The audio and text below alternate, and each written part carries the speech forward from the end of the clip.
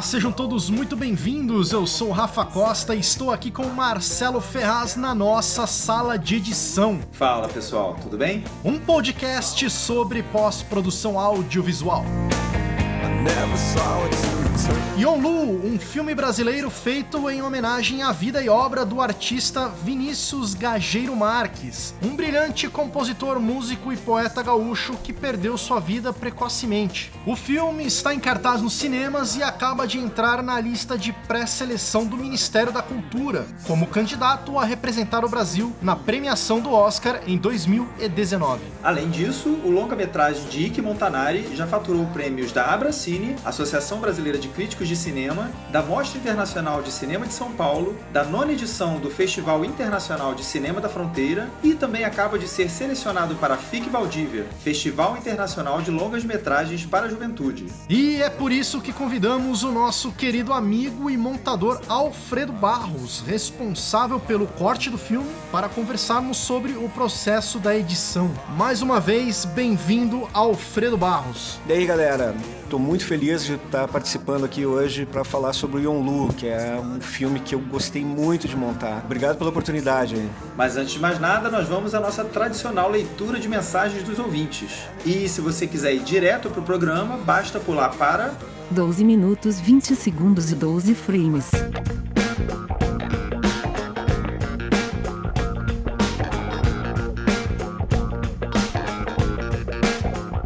E antes da gente entrar nos e-mails, Marcelão, eu queria reforçar aqui pra galera que o Yonlu ainda está no cinema, né? Exatamente. A gente vai comentar aqui sobre o filme. Então, se você, por um acaso, ainda não assistiu, dá uma corridinha no cinema, assiste o filme lá do Alfredo, né? O filme que o Alfredo montou, que o episódio vai ficar mais legal pra você. Exatamente, tá o bom? filme é muito, muito bonito e lembrando, né, é cinema brasileiro, né, a gente tem, cinema nacional tem dificuldade de se manter, né, muitas semanas em cartaz e a gente já tá entrando, o filme tá entrando na 3ª semana, então é uma oportunidade bacana aí de prestigiar e de ouvir aí sobre o trabalho do Alfredo, como é que ele montou esse filme. E incentivar produções como essa, né? Um filme tão bom aí. Exatamente. Muito legal. Não percam mesmo. E olha só, Marcelo, aqui pelo Instagram, o Diogo Brandão Arte mandou curtir bastante esse episódio. Sou roteirista, diretor e tenho trabalhado com videoclipes. Se acharem interessante, eu gostaria de sugerir uma pauta com dicas de edição de videoclipes. Legal, valeu, Diogo. Anotado, cara, anotadíssimo. A gente tem nossa listinha de ideias, de pautas. Sempre que vem notícia aí, vem sugestões, a gente tá colocando lá.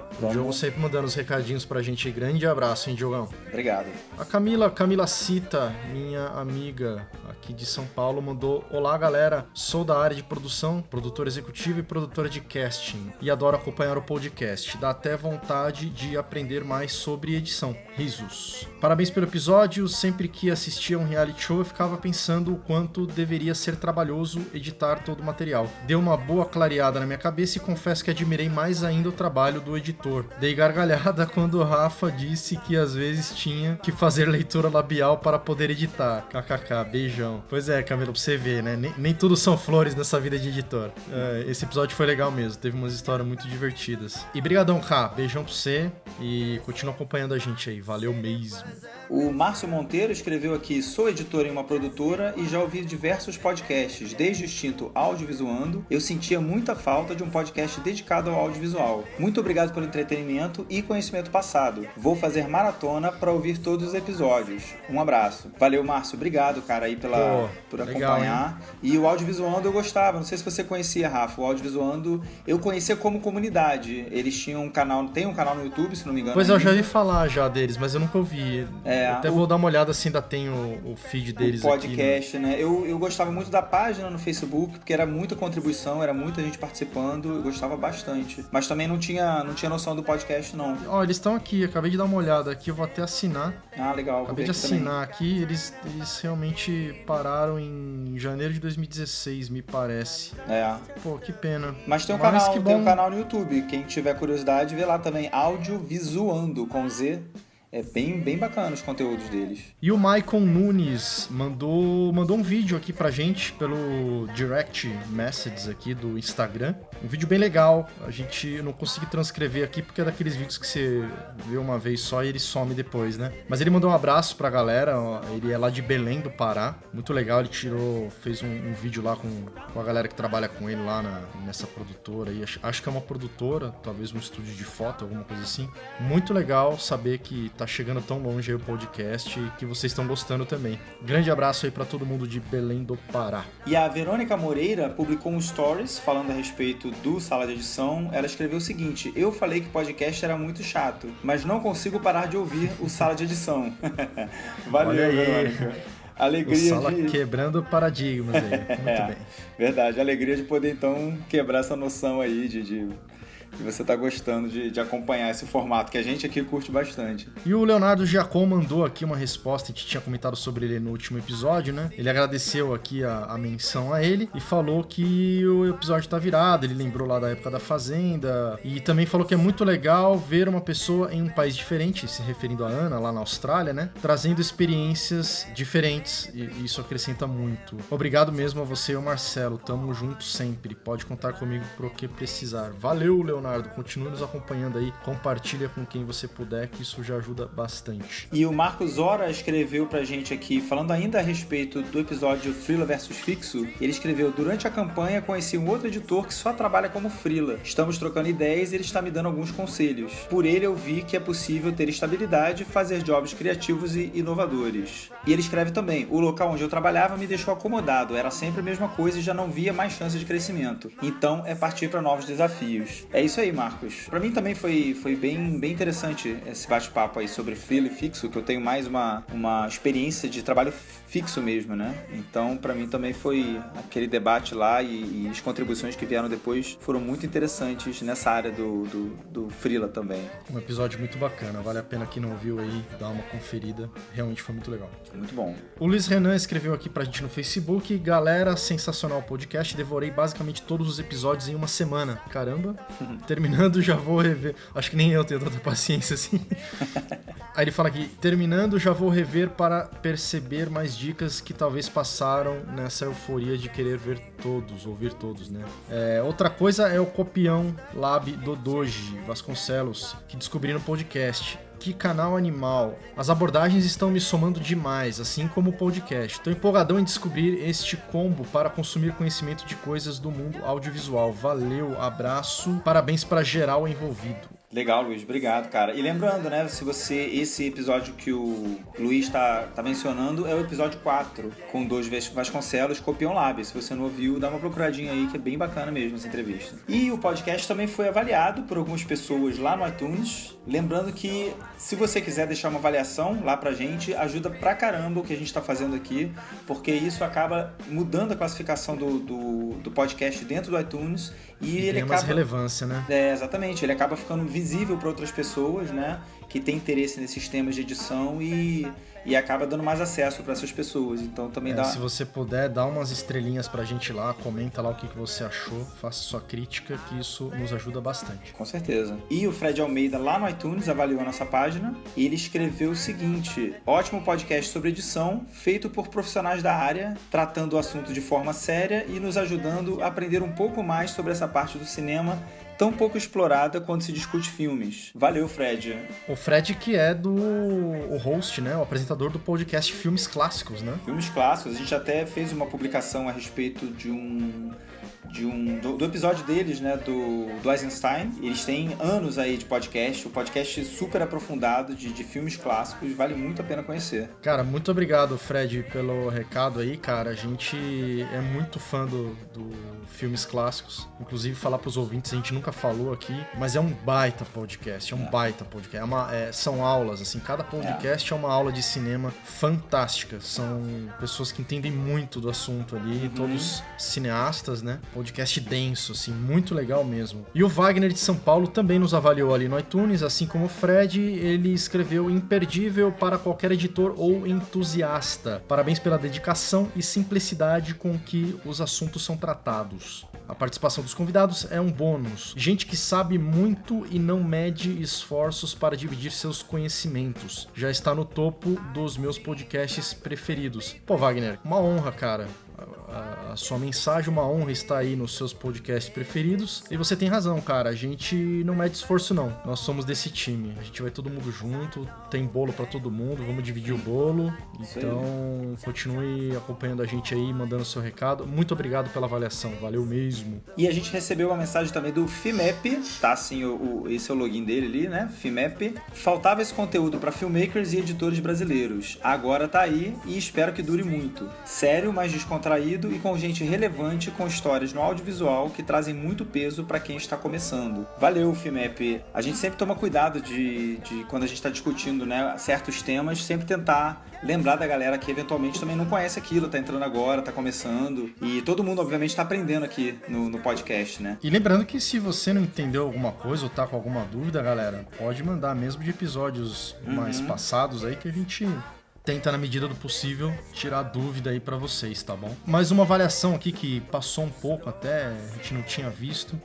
do Oz Keith, um nome gringo aqui, né? Mas escreveu em português: sou editor desde a década de 90 e fã desde o primeiro episódio. Mas o segundo foi exatamente o que vim buscar. Uma sugestão, que tal um episódio desmistificando conceitos como raccord, corte invisível e afins para o público não iniciado. Ah, valeu por lembrar do Deezer. Abraço, gente. Oz, obrigado, cara. Realmente é uma boa sugestão aí a gente falar um pouco mais dessas linguagens de corte, né? E a gente lembra do Deezer aqui toda semana. O Deezer é que não tá lembrando da gente. Tá difícil o Deezer. O Deezer tá segurando lá. A gente não entra no ar. Não sei o que acontece por ali. Inclusive tem uma curiosidade. Se você entrar no Deezer e digita lá sala de edição lá no Deezer e dá uma olhada no resultado que vai sair lá. É um troço esquisito. É um troço esquisito, desagradável.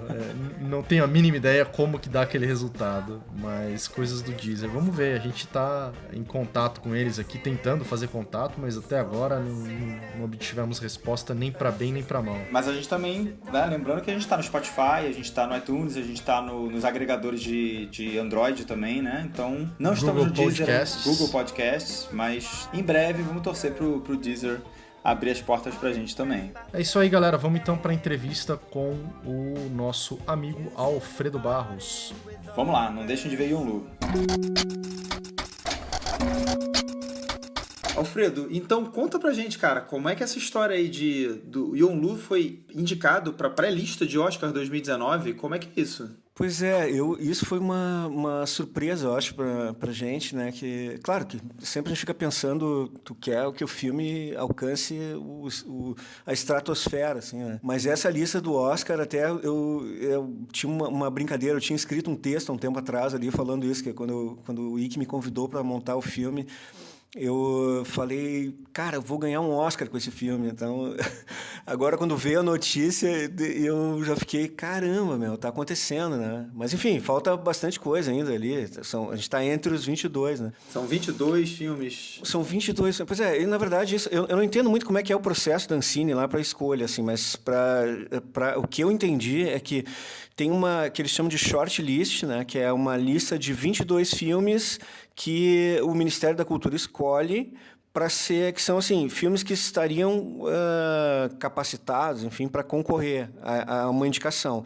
E aí tem uma comissão que é composta assim por artistas, por cineastas, atrizes, né, e algumas pessoas, acho que de entidades assim do cinema, sabe? Bacana. E eles escolhem, entre esses 22, eles escolhem um filme que é encaminhado, digamos, para a academia apreciar, né? Não quer dizer que esse que for escolhido vai concorrer ao Oscar. Ainda lá a academia vai escolher, cada país, né, indica o seu filme, o seu competidor, digamos assim, e lá a academia vai escolher 5 filmes que representam a cinematografia mundial, assim. Provavelmente quando for ao ar esse podcast já vai ter sido escolhido, porque é dia 11, né, que eles assim, ficou marcado para ser indicado o nome do filme no dia 11 de setembro agora. Então, a gente torce muito para ser um dos escolhidos, mas, enfim, tem filmes maravilhosos ali no meio.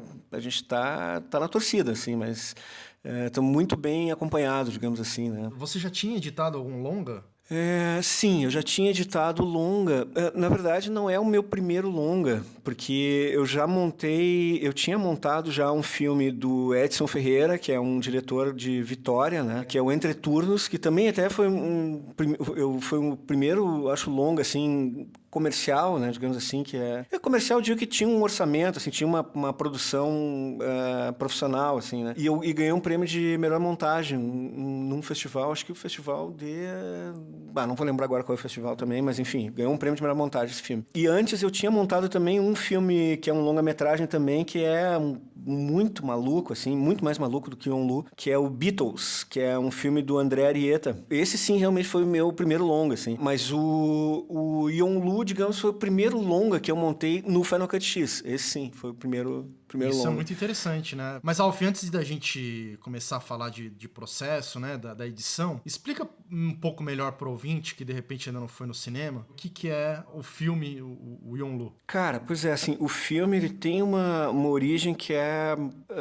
de uma história que aconteceu aqui, assim, na nossa cidade, que é Porto Alegre, né? É um menino que é um adolescente de 16 anos que se suicidou e ele deixou, assim, uma obra incrível, assim, de música, de poesia e tal, pintura também, ele era um multiartista, assim, né? E aí, na época, assim, foi uma comoção, assim, aqui, porque, enfim, Porto Alegre é uma cidade que ela é uma cidade grande, mas ela é pequena, né? Eu sempre falo que é como se fosse uma cidade de brinquedo, assim, que sempre quando eu volto de São Paulo pra cá, eu tenho essa sensação, assim, Porto Alegre parece uma cidade de brinquedo. Então, foi uma história que comoveu, né, muito, assim, a cidade, assim, né? E aí, o Ike, desde aquela época, assim, ele ficou com muito interesse, assim, de fazer de contar essa história, né? E como a obra dele, em seguida, foi descoberta, né, e lançada e tal pelo David Byrne, assim, foram 2 CDs, assim, que foram lançados e teve muita repercussão internacional, principalmente no mundo underground, assim. Ele ficou pilhado para fazer essa história, começou a fazer o roteiro, teve todo um trâmite, assim, que levou anos de negociação com os pais, para coletar informação e tudo, ele mergulhou realmente nessa temática, assim. Eu já trabalhava com o Ike, assim, já tinha feito algumas coisas com ele, é um diretor que eu adoro trabalhar, assim, porque ele é um cara que tem uma pilha de estimular para que cada pessoa da equipe possa acrescentar, assim, a sua visão sobre o projeto, possa criar junto, sabe? Ele dá muita liberdade para cada elemento da equipe, assim, colocar tudo que tem para fora e depois ele vai, daí, então, aparando as arestas, ele vai dando a forma dele, assim, mas, quando ele me convidou, assim, eu fiquei muito feliz, porque, enfim, eu sabia pouco sobre o artista, né? Sobre o Yonlu e fui conhecendo através dele, assim, ele foi me passando coisas, passando as músicas pra eu ouvir e tal. E, aliás, como é que foi pra você essa relação, né? Porque, pelo que a gente vê ali no filme, é uma história... É um artista muito bom, né? São músicas muito bonitas, ele pinta, ele tem poesias, poemas, é um multiartista, né? É uma história triste, né? Como é que foi editar esse filme? Cara, foi um processo meio doloroso, assim, porque eu não conhecia ele, né? E eu comecei a conhecer escutando as músicas e tal, e eu comecei a ver pelas letras, eu me identifiquei muito com o que ele sentia, né? Era como se eu estivesse tendo contato com a minha adolescência, assim, eu tive uma coisa de déjà vu, assim, de sentir e lembrar da minha passagem pela adolescência, que foi um processo difícil, assim, também, eu tinha muita coisa que ele falava ali, que eu me identificava, assim, e eu lembro que eu fiquei pensando, como eu queria ter visto esse filme que a gente tá fazendo quando eu era adolescente, eu acho que ia ter me ajudado muito a me dar conta que eu não tava sozinho, né? Que aquela dor toda que eu sentia, né? Que eu via, meus amigos não sentiam, pelo menos não aparentavam sentir. Parece que ele tava meio que cantando, tava representando aquele processo que era a dor que eu sentia. E aí eu comecei a me conectar de novo com as músicas que eu ouvia na época, os filmes que eu gostava de ver. Eu lembrei muito do The Wall, né? Enquanto eu tava montando, assim. E aí até eu baixei toda a discografia do Pink Floyd, eu ficava ouvindo Pink Floyd enquanto tava montando, assim, porque tinha um processo ali de aproximação, assim, que ele era primeiro uma identificação, né? E foi doloroso, assim, isso. Eu assistindo as coisas, escutando as letras dele, ouvindo, vendo as cenas, porque todo o material que foi usado no filme, de alguma maneira, foi retirado de coisas que ele deixou escrito, de diálogos dele na internet. Todas as falas do filme são baseadas em coisas que ele deixou escrito de alguma maneira. Então... E eu vi que também o cenário parece que tem muita coisa que era do quarto dele mesmo, né? Isso, exatamente. Teve todo um trabalho, assim, a direção de arte do filme, pra mim, é uma das coisas coisas que eu acho mais fantástico assim, nesse filme é o trabalho de direção de arte, né? Porque é um filme de baixo orçamento, elas tinham que resolver coisas assim de... Eles tiveram que fazer uma representação num universo que é digital, fazer uma alegoria disso, né? Desse universo, que seria assim, se fosse tentar fazer isso digitalmente, né? Com 3D e tal, ia custar uma fortuna. Então eles tiveram que adaptar isso fazendo uma coisa meio cênica, assim, né? Teatral até. Eu gostei muito dessa solução, da interação dele com as pessoas da internet. Eu achei muito inteligente, muito efetiva, assim. Ficou muito bacana. Me lembrou muito Donnie Darko, cara. Ah, isso, pode ser assim, sim. Tem a ver mesmo. As tem viagens, mesmo né? atmosfera, assim, né? É verdade, não tinha lembrado. Imagens distorcidas, umas figuras, tem até o boneco, né? Aquela cabeça de pedra ali. Aquela cabeça ali, aquilo ali era um personagem dele também, que chama Case Studio, acho que é o nome, acho que é isso. E aquilo ali, no filme, tem, de certa forma, uma ressignificação, assim, né? Porque ele vira um personagem no filme que é um personagem que tu não entende muito se é o alter ego dele, se é esse personagem com quem ele se digladia, assim, né? De meio que puxa ele pra baixo e tal. Cada vez que ele aparece no filme, a gente escuta um ruído, assim, que parece uma interferência, assim, de rádio, né? Quanto mais próxima a câmera tá dele, mais alto fica essa interferência, assim. Tudo no filme tem essa coisa de tentar entrar dentro da mente dele ali, de tentar colocar esses personagens, assim, como se fosse tentar traduzir psiquicamente o personagem para uma linguagem cinematográfica, assim, né? E como que foi essa interação com a arte? Você recebia essas artes? Elas foram vindo aos poucos? Você tinha ideia do que ia mostrar na tela para poder montar? Você participou de alguma composição de cena com arte? Como é que é isso? Quem fez as animações é a Osso Filmes, né, que é uma produtora de animação. Foi muito legal como eles fizeram, que eles pegaram a mesma técnica de desenho que o Yonlu usava, e eles fizeram as animações usando essa técnica. Então, era com lápis de cera, um papel craft, né? Enfim, eles usavam técnicas semelhantes àquelas que ele usava para fazer os desenhos, né? Mas essas animações chegavam para você na ilha no decorrer do processo? Você tinha um gap ali para inserir elas? Esse momento é o momento que vai entrar poesia e vai ter uma animação aqui. Não, isso tudo já estava no roteiro, os momentos em que ia entrar as músicas inteiras, ou um bom trecho delas, né? Em algumas dessas músicas já estava previsto entrar a animação. Então a gente sabia quanto tempo teria animação. Nas primeiras montagens, eu colocava uma cartela naquele trecho ali, animação da música tal. E aí a gente deixava aquilo para ficar ocupando o tempo. E aos poucos, eles iam nos mandando as versões da animação, né? Que chama aquele Animatic, aí me mandava Animatic, aí ia mandando, e cada vez eu recebia elas com uma qualidade melhor, com mais elementos e tal, até que só assim, muito próximo do final da edição é que eu via as animações já mais ou menos como elas iam ficar na versão final, né? Mas enquanto então, isso, ali você realmente cuidava ali do filme mesmo, né? Do material exatamente, a minha ali, montagem, isso, eu já tinha posicionado a ordem onde é que ficavam essas coisas, e eu ia montando as cenas que eram de ação, né? Live action, assim. E aí, claro, tinha uma coisa que acontecia ali, o Ike, ele é muito metódico, assim, para dirigir, né? O processo dele é muito interessante, assim, porque ele tem um roteiro que ele tinha feito para filmar, e depois que ele filmava cada diária, assim, ele pegava aquele roteiro, as páginas que ele tinha filmado, e ele fazia um roteiro de montagem, assim, tipo, como se fosse um pós-roteiro, né? E aí ele pegava aquela cena e destrinchava ela e ia escrevendo como é que ele tinha filmado. Aqui eu fiz um plano tal, não sei o quê. Dá pra usar isso, dá pra fazer assim, Então ele ia escrevendo cada plano que ele fez, aonde tava, qual era a diária, blá, blá, blá, assim. Então ele pegava,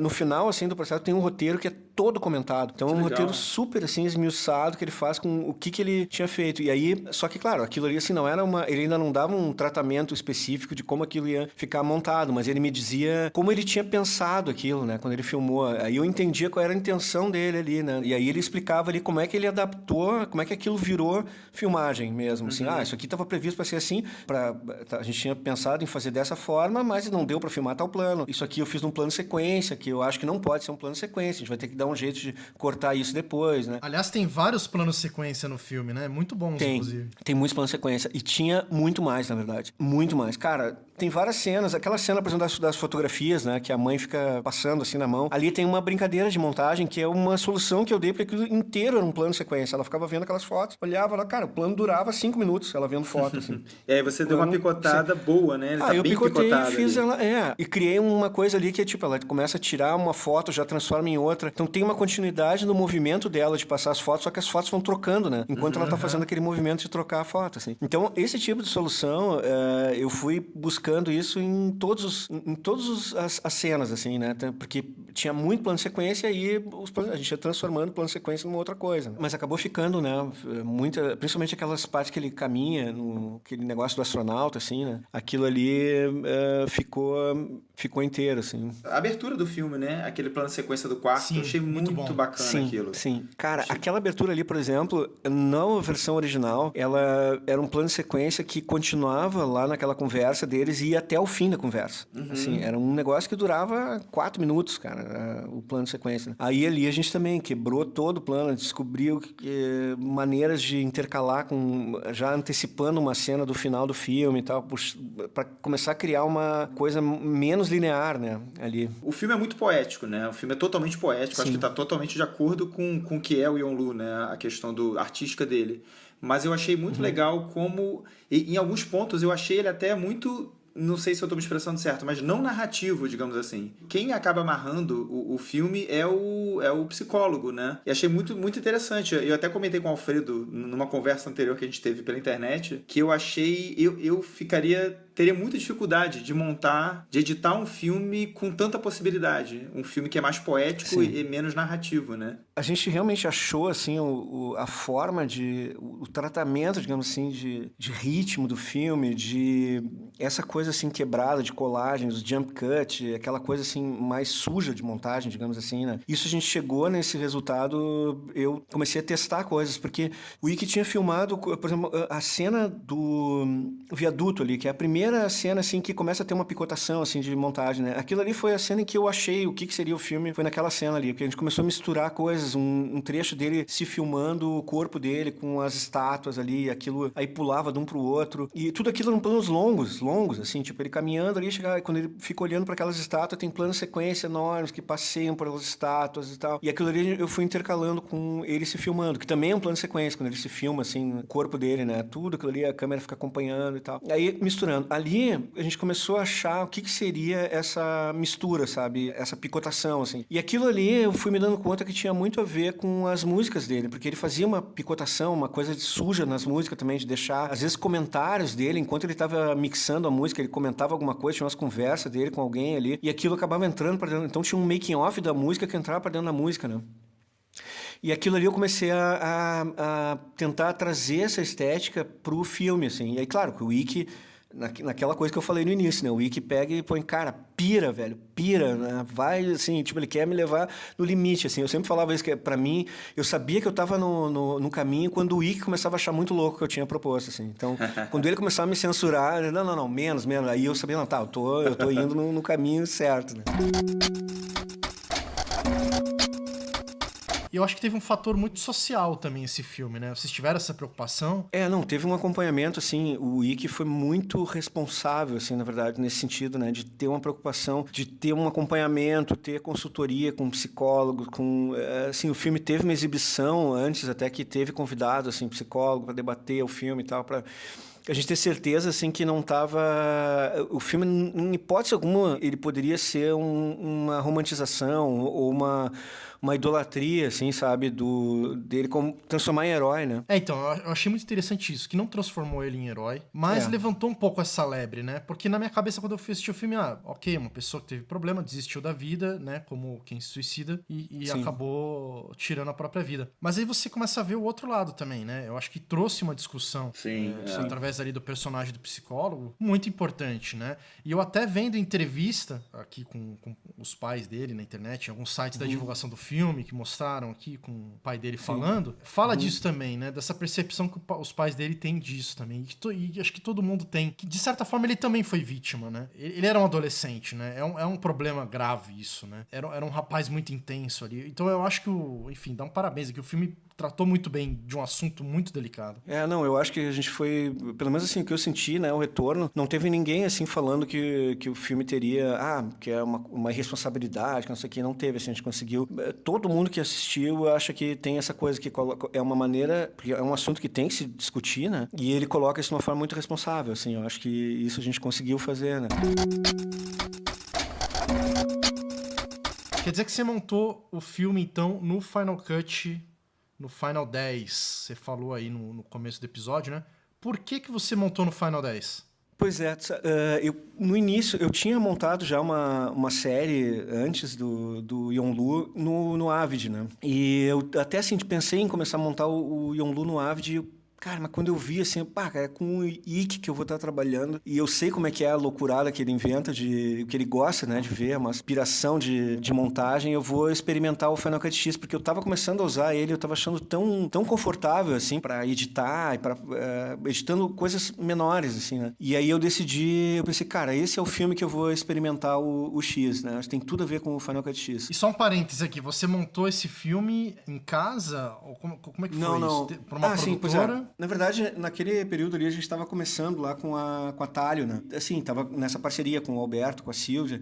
E aí eu falei com eles, Editores. A Talho Editores, isso. E aí eu fiz assim, a ideia era levar o filme para lá, né? Eu conversei com a Silvia. Aí o filme é um filme de baixo orçamento. Então a gente fez uma contrapartida que é colocar o logo da Talho entre os apoiadores do filme, né? E aí a gente montou lá na sala da Talho. E lá tem uma ilha lá. O que era a ilha que eu estava trabalhando? Era um iMac, né? Um iMac desses 27 polegadas, com um Final 10 que tinha ali, nem sei qual era a versão que estava na época ali, mas, sei lá, 10.3 alguma coisa. E aí, cara, comecei a gente começou o processo, eu fiz como eu achava que eu sabia do Final Cut X até aquele momento. Eu já tinha feito várias coisas pequenas, assim, no Final 10. Então, esse processo de sincronização, eu fiz usando aqueles compound... não é compound, é o synchronized clip, né? Eu comecei a usar o compound também. Eu colocava um monte de material dentro do compound e aí jogava ele para dentro da montagem e dava um fast, assim, de 5.000%, né? Então, eu tenho algumas coisas que tem uma pauleira, assim, no meio da montagem que eu fazia esse processo. Enfiava para dentro do compound, dava um fast, ficava super legal. E dava uma ajeitada ali. Mas ele já fazia, né, parte da loucurada que eu queria dar em alguns momentos ali. E tem uma coisa que eu uso muito na montagem, que eu já tinha usado isso em outros curtas que eu tinha montado com o Ikki, que é deixar frame preto também, assim, de vez em quando dar umas piscadas com frame preto no meio, assim.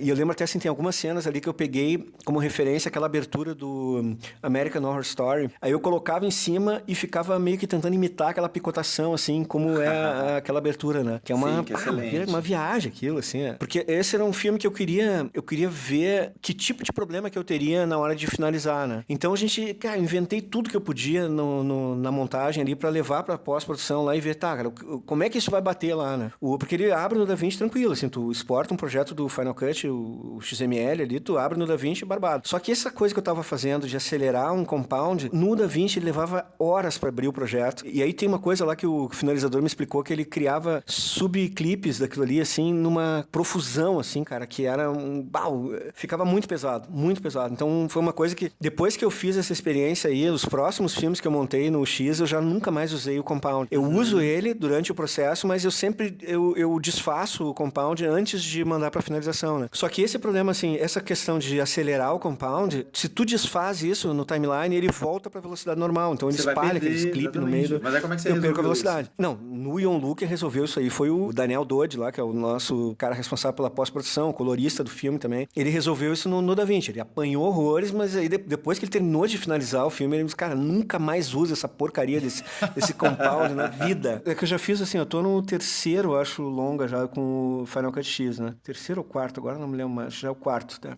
Eu fui refinando esse processo com o Dodd, né? O que funciona, o que não funciona.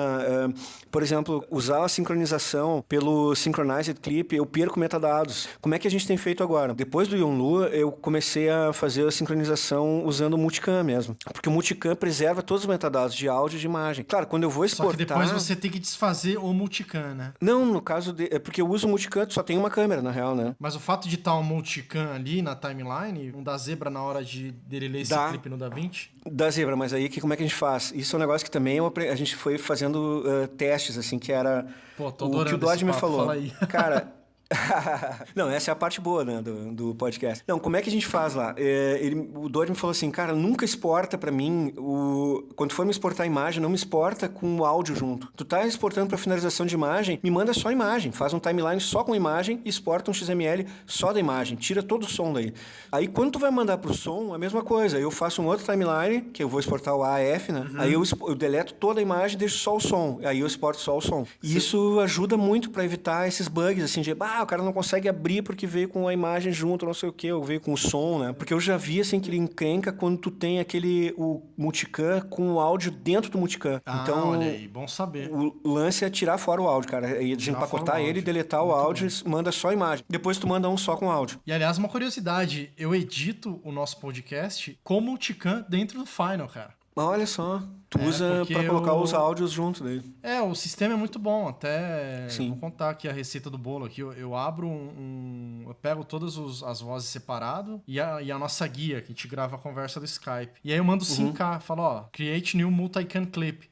E nisso ele já cria, assim, questão de segundos, porque todas as vozes separadas estão contidas nessa gravação, né? E isso fica muito mais fácil, porque eu vou cortando todo mundo junto na timeline, o texto, e quando eu preciso tirar algum ruído, alguma coisa, eu dou uma expandida no áudio, ele me mostra já na própria timeline os canais. Todos os canais que estão, por exemplo, aqui eu, você e o Marcelo, e eu posso desligar, ou ligar, ou excluir daquele trecho. Então fica muito, muito mais fácil. Tem até a captura de tela disso, né, Rafa? Depois a gente pode até divulgar isso, postar isso. A gente faz um time-lapse disso aí e posta pro pessoal. Aliás, você tem algum conteúdo do filme, Alfredo, de projetos, timeline? Cara, eu tenho, na verdade, eu tava vendo agora aqui antes de começar, eu tenho o projeto, eu copiei todo o projeto pra mim, o original, assim, com todas as mídias, proxy, tudo, eu tenho tudo isso no meu HD aqui. Que legal. Eu tenho um projeto inteiro. A minha ideia sim, é verdade. Sim, mostrar alguma dessas coisas que a gente tá falando, né? Exportar um pedacinho ali pra eles entenderem. Até legal. O print mesmo da timeline montado, o pessoal adora, assim, né? A timeline zona de 1h30 ali, toda montadinha, o pessoal se amarra nisso. Bacana, eu vou fazer, eu vou exportar aqui vou fazer esses prints aí. Porque tem uma coisa, cara, que eu me dei conta, assim, ó, pra tu ter uma ideia, quando eu montei o Yonlu, eu ainda não tinha descoberto o recurso de expandir o áudio ali, os canais que tinha dentro do áudio. Então eu trabalhei ele todo com o áudio junto. Eu não sabia que eu podia abrir e mexer nos canais separados. Pra ter uma ideia, velho. Assim, isso aí era eu. Tava montei o longa sem saber disso. E é uma alegria, né, cara? Tudo bem, você fica meio puto, que você fala, puta, não sabia, mas a hora que você descobre também, você fala, nossa, que coisa linda, né? Não, é isso que eu... Enfim, vamos chover no molhado aqui, mas é isso que eu gosto muito do Final. Porque a gente vai, conforme a gente vai trabalhando com ele, se você se coloca na posição de botar ele pra funcionar ali, vou fazer o filme, vamos fazer com o Final e tal. Você começa a descobrir coisa atrás de coisa, tipo, coisa que você nunca nem ouviu falar no Premiere, nem no Avid, nem em lugar nenhum. E aí você fala, caramba, e aí no próximo projeto você tá voando muito mais alto já. Exatamente. Não, então, cara, assim, pra galera que edita ali, tipo, o básico, beleza, pode não fazer muita diferença, até atrapalha. Mas pra quem se propõe a entender o software, cara, ele ajuda muito, ele facilita muito, ele dá muito mais produtividade e baixa muito mais o custo da tua edição. Cara, isso até é uma coisa que eu percebi, assim, que eu conseguia montar ele, acho que o filme eu tava montando umas 4 vezes mais rápido do que eu estaria montando num outro software, assim. 4 vezes? Cara, 4 vezes mais rápido. Eu vi, assim, pela quantidade de cena que eu conseguia montar, porque virava uma brincadeira. Ele acaba desaparecendo como ferramenta, sabe? Isso que é uma coisa... Claro, que aí eu tô falando de uma coisa, assim, de repente, comigo aconteceu que, inventaram a ferramenta que eu ia me sentir confortável pra montar. Ainda não existia, entendeu? Aí, quando inventaram, eu entrei, cara, isso aqui pra mim, assim... Fez sentido pra você, pro seu jeito de trabalhar. Encaixou a luva, assim, perfeito, exatamente. Encaixou a luva que ainda não existia. Então, claro, eu tava conversando outro dia com o Marcinho Hashimoto, né, que vai ser entrevistado, espero, no nosso podcast aí. Montou o bingo, né? Isso, fez o bingo. E aí a gente tava falando, a gente falou sobre Final Cut e tudo, e algumas coisas que eu dizia pra ele, cara, porque o que me incomoda no Avid, eu tenho que estar marcando qual é a pista que eu vou jogar o áudio e tal. São 5, 6 horas, eu tenho que marcar quais são as pistas. Aí depois, quando eu vou editar o próximo, eu tenho que marcar de novo aí, agora é pra cima, e qual é a pista que vai a imagem, qual é a pista que vai o áudio. Então, pra mim, aquilo ali tomava um tempo, cara. E ele falou, isso aí é um negócio que eu faço sem nem pensar, cara. Pra ele não faz a menor diferença. Isso não é uma coisa que, agiliza e tal, porque ele faz isso super rápido no Avid, tranquilo. Eu achava isso chato, assim, assim, de ficar escolhendo esse negócio. O tempo inteiro eu tinha que ficar pensando nas ferramentas, né? E no Final Cut X, como eliminou esse negócio das pistas, eu fico muito mais preocupado em ver o que eu vou botar em ordem, né? Ali, o que entra agora, eu jogo ele pra cima e ele tá sempre valendo. Ele não passa por cima de nada que tá no timeline, eu não tenho esse risco de estragar uma edição que eu tava fazendo, sabe? E o lance de ele salva automaticamente o tempo inteiro, tudo que eu tô fazendo tá sendo salvo. Risco zero, né? Isso é muito bom. E o render também, né? Qualquer paradinha que você dá ali pra ir no banheiro, o render já tá feito, né? Quando você voltar, cara, eu nem noto o render, cara. Nem né? vejo ele fazer render. É uma coisa assim que não tem essa coisa do render, assim, Você esquece que o render existe. Bah, é tranquilaço, cara. Quanto tempo você demorou pra montar? Cara, foi uns 4 meses, assim, eu acho 4 meses e meio, talvez, quase 5 meses. Totalmente dedicados ali. Não, aí que tá. Não era totalmente dedicado. Tinha uma... É aquilo que eu falei, como ele é muito rápido, cara. Se eu tivesse ficado totalmente dedicado, tipo, 8 horas por dia em cima ali e tal, eu tinha feito em 1 mês e meio, eu acho. De tão rápido que é o processo, né? Muito rápido esse do Final Cut. Trilha sonora. Achei muito legal. Usaram todas as músicas dele, é isso? Faltou alguma? Ficou alguma coisa de fora? E tem composições originais também, né? Tem uma trilha original também ali. Isso, é que assim, tinha já desde o início no roteiro, assim, inclusive em contrato, tudo tinha já as músicas do Yonlu que tinham que aparecer no filme, assim, a gente tinha já uma pré-combinação lá dessas escolhas das trilhas, né, do que ia aparecer. Só que tinha muitos momentos que eu precisava de música incidental, assim, tinha que ter uma trilha que sustentasse algumas cenas e tal. Enquanto eu tava montando o filme, eu meti um monte de coisa do Pink Floyd, assim, até eu tenho aqui ainda a minha montagem original, tinha Pink Floyd de ponta a ponta, porque era uma coisa que eu adorava quando eu era adolescente, e de alguma maneira eu vi que dialogava muito com a trilha tinha muito a ver com a trilha do Yonlu, né? Não sei se isso foi, concordo, enfim, mas eu identifiquei muito, assim, a coisa do experimentalismo e tal. Além das trilhas do Yonlu, teve essas trilhas que eu tinha colocado, né, a mais, quem criou as trilhas foi o Nando Bart, que é um guitarrista, assim, um músico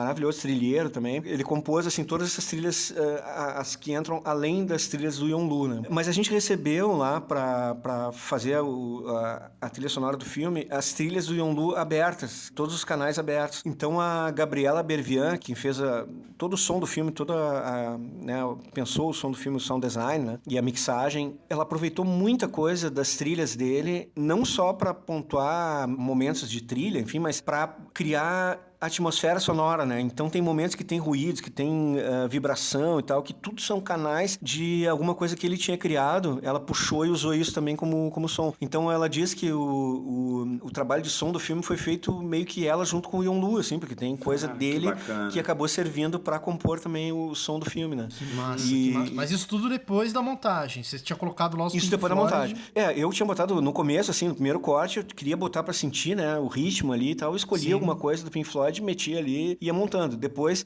a gente chegou a assistir uma vez com a equipe, assim, nessa versão do Pink Floyd, eu lembro até que o Gervásio falou, o Gervásio que é o sócio da Prana Filmes, né, que é a coprodutora do filme, enfim, é cineasta também e tal, tem uma cinematografia bem importante, assim, aqui no Sul. Ele veio pegar no meu pé e disse, pô, cara, tem muito Pink Floyd e pouco Yonlu nesse filme.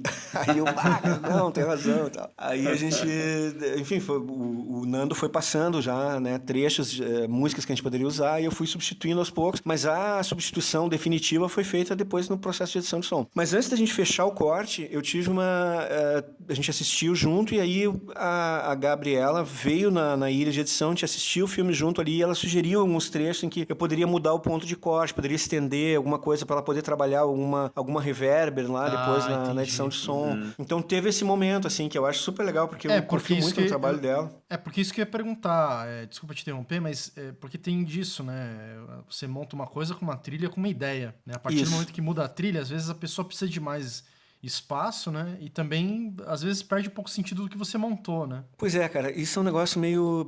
é meio polêmico essa questão, né, de uso de trilha. Tem montador que não usa, tem músico que odeia receber o corte com sugestão de trilha, tem outros montadores que praticamente escolhem toda a trilha. A minha escola, assim, nesse sentido, é meio que eu aprendi, porque eu trabalhei na casa de cinema lá, quem me ensinou a editar foi o Gibas Brasil, né? Como é que ele trabalhava o som, assim? Ele marca coisas, sugere, põe algumas coisas, ele põe trilha, mas não tem, assim, uma coisa de querer entregar o filme já com uma pré-edição de som pronta. Ele tem umas coisas pontuais, assim, que são importantes para se assistir o filme, para um ponto de vista de que tem a ver com tempo, né? Com timing, por exemplo, uma batida na porta, para quanto tempo o cara vai levar para reagir. Então precisa colocar isso na edição. E geralmente são sons assim que é referência mesmo, não tem nenhuma tentativa de buscar um som que seja importante, que seja, né, não, eu acho essa textura aqui é importante, não, é para marcar mesmo, né? Então, nesse sentido, eu gosto muito de ver o filme depois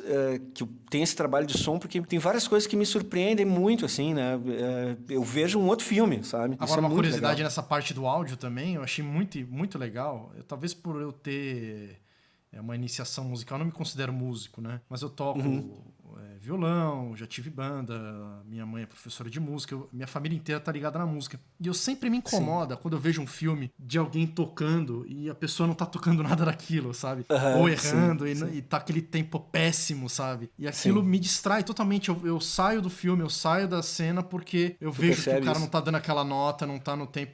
E esse ator, ele mandou tudo certinho, né, cara? Sim, sim. Isso foi uma coisa interessante também, porque ele toca, tem uma banda. Ele toca, né? Ele é músico, ele tem uma banda. Até lançou agora há pouco tempo um clipe aí da banda dele. Tava com show, fazendo turnê aí, né? Também ele tem um trabalho, assim, como músico bem expressivo, assim. E, na real, ele que se escalou pro papel, né? Foi isso uma coisa interessante também. Quando ele ficou sabendo que o Ike tava fazendo o filme, ele mandou um e-mail, né? E, cara, eu quero fazer o Yondu. E o Ike nem sabia direito quem era, não reconheceu pelo nome e tal. E ele conta isso, que ele pesquisou na internet. O guri que fez o filho do Félix na novela e tal. Aí ele, não, cara, tudo bem, vamos participar num teste. Ele chamou ele pra vir quando ele conheceu o Thales, né? E ele fez uma gravação, assim, dele. E, cara, ele escolheu, assim, ele nem testou outros, né? Ele disse, não, é tu e não tem... Excelente, ele é muito bom. Porque... Excelente, ele tá super bem. E a questão dos takes de guitarra, de violão, era essencial. Aquilo é uma coisa muito intimista ali, que é muito profundo, muito denso, né? Se você põe ali um cara tocando uma coisa nada a ver, ou com os dedos zoados ali, não fazendo o dedilhado, você acaba com a cena, né? E ali as músicas eram todas, porque existem filmes em que até os atores, né, eles acabam cantando também. Tipo o The Doors, você tinha músicas gravadas ali no momento com a voz do ator. No caso do Yonlu, são todas as músicas do Yonlu mesmo, né? Não são do Thales. Em alguns momentos você não tem o Thales cantando, músicas... ou tem isso? Tem o Thales cantando? Tem o Thales cantando. Vale, até fiquei com essa dúvida. Às vezes eu achava que era a voz do Thales, né? Não, tem uma mistura, na verdade. Tem uma mistura. Quando ele começa a cantar, às vezes é a voz dele, aí quando entra a música mesmo, que aí vem a animação, aí entra o Yonlu. Então tem esse trabalho de passar de um pro outro ali, que passa a ser o Yonlu cantando mesmo, né? E, Alfredo, vocês estavam trabalhando com o Final 10 e teve esse trabalho aí bacana de som, né, de trilha sonora, de ruídos, mas como é que vocês pularam, como é que foi feita a finalização do som? Vocês foram para Logic, vocês foram para Pro Tools, como é que funcionou isso? Sim, não, isso foi feito no Pro Tools, mas também é importante falar aí que é um outro problema que a gente tem no X, a gente precisa de um plugin para poder passar do X para outro... É o X2 Pro, não? A gente usou o X2 Pro para poder converter, né? E aí nessa época tinha surgido aquela coisa dos rolls ali. Cara, aquilo pra mim foi fantástico, assim, poder colocar, descobrir como é que funcionam os rolls, né? Colocar eles na ordem, e aí eu consegui exportar uma sessão de Pro Tools que agrupa os rolls em pistas, assim, aquilo ajudou horrores, assim, porque chegou lá, cara, eles não fez a menor diferença eu ter montado no X, né? Pra ela não fez a menor diferença, foi como se tivesse sido só montado pra entender, pra quem não tá acostumado com os rolls, você marca ali, né? Tipo, vozes do Thales... Vozes da mãe do Thales. Os rolls transformam os clipes em tracks, né? Basicamente, ele faz como se... Porque o Final não tem tracks, então os rolls, ele marca os clipes para eles funcionarem como se você tivesse tracks, na verdade, né? Exatamente. Isso que é uma coisa que eu achei fantástico, cara, assim, porque isso também é uma ferramenta que quem trabalha com edição, o cara nem sonha que isso existe, assim, e a vantagem que isso traz, né? Porque quando eu estou editando num software tradicional, digamos, um software que não é o Final Cut X, em algum momento eu vou ter que fazer uma organização do meu timeline para dizer, da pista 1 até a 4 vai ser diálogo, da pista 5 até a 10 vai ser efeito sonoro, da 11 até não sei o que vai ser trilha, e assim por diante. No X eu posso atribuir essas funções usando os roles, então eu vou chamar de diálogo, vai ser um role, aí eu vou ter lá efeito sonoro, vai ser outro role, trilha vai ser outro role, aí outras coisas, Office, por exemplo, vai ser outro role. E aí, quando eu mando ele me organizar aquilo, eu mando ele me mostrar esses roles no timeline, que é aquele, como é que chama? View... o Index. Audio lanes. Index. Audio lanes, né?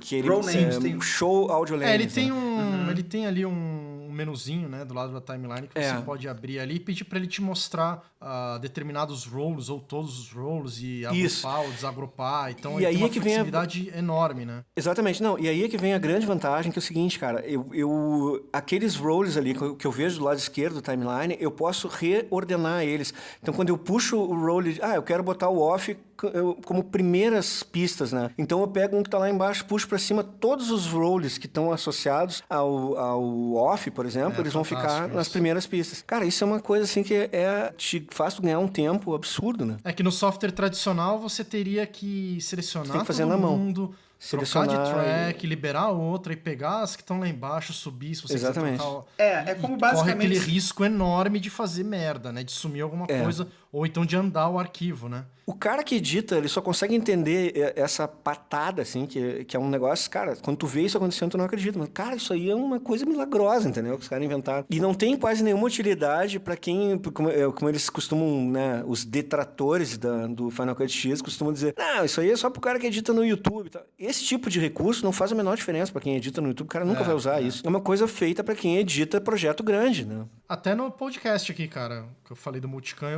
o Rafa bota cada pessoa com uma cor.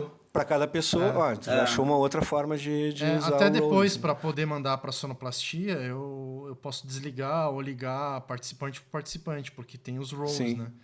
Sim. Não só de participante, tem vírgula sonora, tem trilha. Então, cada coisinha vai com um role diferente. Parece frescura, mas faz uma diferença. Quando você tem uma timeline de 1h30, 2 horas, às vezes que eu começo a trabalhar no podcast, até reduzir para mais ou menos 1 hora, é muita coisa que você tem ali, né? Então, eu já sei que a minha voz é a cor tal, a do Marcelo é a outra, aí os convidados geralmente vêm embaixo numa lógica lá que eu já tenho, as músicas são sempre verdinhas, então exatamente. Isso facilita muito, cara. Facilita pra caramba. Eu tinha, por exemplo, no Yonlu também trilhas que eram referência e depois tinha as trilhas valendo. Então eu tinha um role que era pra trilha referência, um role pra trilha valendo. Aí quando eu botava naquela organização, eu já via quantas faltava eu trocar ainda, né? Excelente. Que ainda não tinham vindo. Só pela organização eu olhava, essas aqui ainda faltam. E é interessante que a alteração que você fizer no role altera em tudo, né? Então, por exemplo, você precisa... Todas essas trilhas que não eram valendo, você fala assim, bom, agora tornou-se valendo. Sim, eu troco eu troco o role e só pronto. assina o role correto agora que ele exatamente. muda tudo. Numa timeline normal, você tem que clipe por clipe,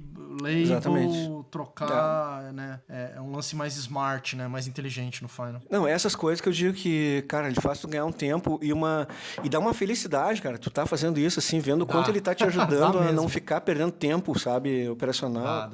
Você ganha tempo pra contar a história em si, né? Não é ficar resolvendo problema, ficar quebrando pedra, né? É contar a história mesmo. E, Alfredo, em relação à organização de material, você tem um longa-metragem, você teve aí, o filme tem 90 minutos de duração, e provavelmente você vai 88, ter muitas vezes... Real, mas... E você vai ter muitas vezes mais material bruto, né, no caso. E como é que você fez para se organizar no Final? Você usou metadata, você usou keywords, você usou Smart Collections? Eu usei os keywords por cena, né? Então, colocava as brutas todas num evento. E aí, dentro desse evento, a gente ia criando coleções para cenas. Então, a cena 1, cena 2. E depois eu criei umas pastinhas em que eu agrupava cenas de 10 em 10. Então, de 10 em 10 keywords, né? Pastinhas com 10 keywords, da cena 1 até a 10, depois da 11 a 20, assim por diante. Então eu conseguia pré-organizar dessa forma, assim. Aí os takes, o que a gente fez? Porque isso é uma coisa que eu sentia falta um pouco no Final Cut, de uma coisa que eu usava no Avid e no Final Cut antigo, que era de posicionar os thumbnails, assim, no browser, assim, para ter uma visualização gráfica de quantos takes eu tinha de cada plano, né? Então, aí eu usei ali onde tem a cena, né, aquela que vem nos metadados ali, cena, eu não usei como cena, eu usei aquilo ali como plano. Tá? Então eu botava ali um número você digitou do plano. no Inspector o campo, você preencheu o campo cena Isso. dentro do Inspector. Todos os cenas ali eu usei plano, porque aí eu fazia o seguinte, eu mandava ele agrupar por plano, sabe, no browser. E aí quando eu abria ali a cena 20, por exemplo, ele tinha agrupado todos os takes do plano 1, ficava na primeira pista, né, ali do browser, assim, ficava separado, ele agrupava por planos. Aí eu sabia quantos takes tinha do plano 1, quantos takes tinha do plano 2. Você e aí colocava aquilo ali em me modo dava uma lista. visualização. Eu botava, não no modo lista, eu botava no modo thumbnail mesmo, o mas modo mandava ele thumbnail pra você agrupar. ver. Isso, eu agrupava por cena. Então ele identificava, porque ele não tem como agrupar por shot, take, ele não oferece a opção, né? Ele oferece para agrupar por cena. Então eu botava essa opção ali, ele agrupava a cena, usava como plano, né? E aí ele agrupava por planos, eu sabia, take 1, 2, 3, 4, esse aqui tem 3, esse aqui tem 1, esse aqui tem 2. E aí aquilo já me ajudava. E aí, depois que eu montei o filme, eu não montei por rolo, né? Ou por cena. Eu peguei, há um tempo atrás, assim, quando eu montava no Final Cut antigo, eu montava por cenas, né? Montei a cena tal, era um timeline, aí criava outro timeline e montava a cena 2, aí a cena 3, assim, depois ia juntando tudo. Nesse filme eu fui juntando tudo num timeline só, fui montando todas as cenas, o filme inteiro, assim. E aí, o que acontece? Quando eu ia assistir, né, queria mudar alguma coisa, às vezes começa a ficar difícil de tu navegar no timeline. Onde é que tá a cena 1? Eu tinha que ficar andando pra lá e pra cá. Aí eu comecei a usar as marcas, aquelas marcas de capítulo. Eu criava aquelas marcas. As amarelinhas, eu botava, né? Isso, aquelas amarelinhas. Eu botava o nome da cena e uma pequena descrição do que acontecia ali, né? O plot da cena, assim. O que acontecia naquela cena. Isso já quando eu tava com o filme todo montado e assistindo e mexendo, né, nas cenas, eu deixava aberto o index do lado e botava pra ele me mostrar só as cenas, só as marcas de chapter markers, né? E aí com aquilo ali eu conseguia navegar bem rápido. Queria ir pra cena tal. Olhava ali pelo nome, clicava ali e ele ia direto pra esse ponto no timeline. E aí isso me ajudava a eu navegar assim com mais velocidade, né, no timeline. O principal conselho assim que eu dou pra galera é a questão de ter um serviço de gerenciamento de mídia, assim, que é, cara, 99% das dores de cabeça acabam nesse momento que tu tem até tem uma discussão assim, tu vê, vai ter alguns montadores que não, mas o montador tem que saber todo o processo de workflow e tal. Cara, eu já acho assim, pra mim tem uma etapa desse processo agora digital que é igual como era no laboratório. Eu não preciso saber revelar um filme, não preciso saber cortar lá um copião, fazer positivo, interpositivo e tal. Isso é uma tarefa técnica, cara, uma coisa que é de quem tá lidando com o material bruto, com a biblioteca do filme. Assim. Tem que ter um cara que manja disso, cara, do número de borda dos filmes e tal. Claro, eu tenho que saber o mínimo para não fazer burrada na hora de exportar as coisas, que foi o que aconteceu muito no Yonlu. Essa coisa do metadado, por não conhecer todos os limites da ferramenta, a gente acabou cometendo um monte de falha, mas que interessava pra gente aprender, né, que limitações que tinha a plataforma, como é que eu poderia fazer uma curva, né? E o Dodge também lá da Post, né, da Post Frontier, ele estava super interessado também nisso, de dominar como é que era o processo de como é que essa ferramenta trabalha, como é que ela exporta as mídias e tal, que tipo de problema que ele ia enfrentar, porque, assim, aquela questão, a gente é software agnostic, né, mas eu tenho que saber onde é que aperta o calo de cada uma desses softwares de montagem e de finalização, no caso dele também, né? É software agnóstico, mas veste a camisa do Final Cut, né? Total, cara. Muito, assim. Só é software agnóstico porque precisamos ser, né? Porque precisamos ser, exatamente. Se trouxerem um projeto no Avid, até eu fiz umas parcerias com o Lucas, que ele me mandou um projeto para eu ajudar ele a montar aqui, e ele trabalha com o Avid, cara, eu pilho pra caramba de estar nesses projetos com ele ali, então eu não faço a menor objeção, assim, né? Agora, é aquela coisa, a ferramenta que eu me sinto mais confortável. E nessas horas só fica faltando tesão ali da ferramenta que não vem, mas tem vários outros tesões que estão envolvidos ali na montagem, no processo todo, né? Claro, então... Aliás, até porque não é só a ferramenta, longe disso. Claro, não, exatamente. O que eu acho, assim, é que eu me sinto muito confortável, cara, no X, assim, é o software que eu sou hoje proficiente, assim, é o X, né?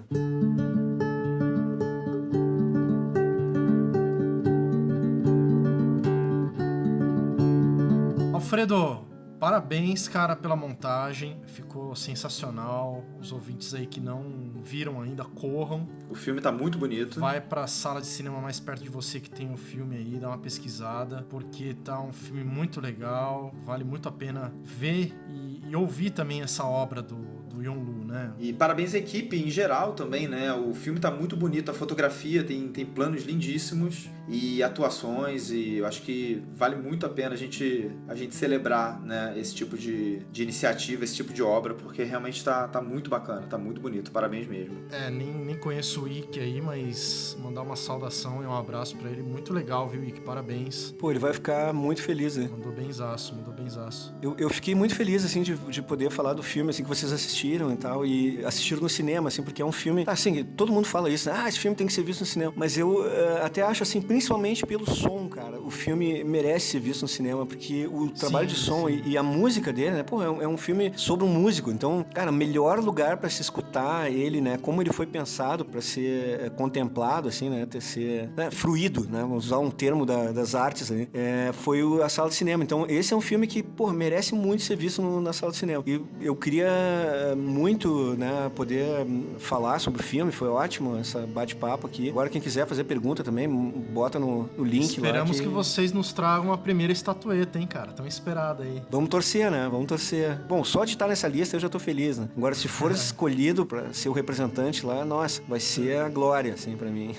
E é isso aí, galera. Essa foi a entrevista com o Alfredo Barros, montador do filme Yonlu, que está nos cinemas, como já dissemos algumas vezes aqui. Agradecemos aí a sua audiência. Lembrando que estamos aí nas mídias sociais, Instagram, estamos no YouTube, Facebook, Twitter, LinkedIn. Procura lá a sala de edição em todos eles, que vocês nos encontram. Deem o seu like, compartilha. E manda o feedback aí do episódio também, perguntas, que a gente... Exatamente. Pra gente trocar uma ideia. Lembrando de sempre compartilhar o máximo de editores possíveis que vocês conseguirem. Isso nos ajuda demais pra gente poder crescer com o podcast, trazer mais conteúdo, trazer sempre conteúdo bacana, como essa entrevista aqui com o Alfredo. E muito obrigado mesmo, galera. Até a próxima!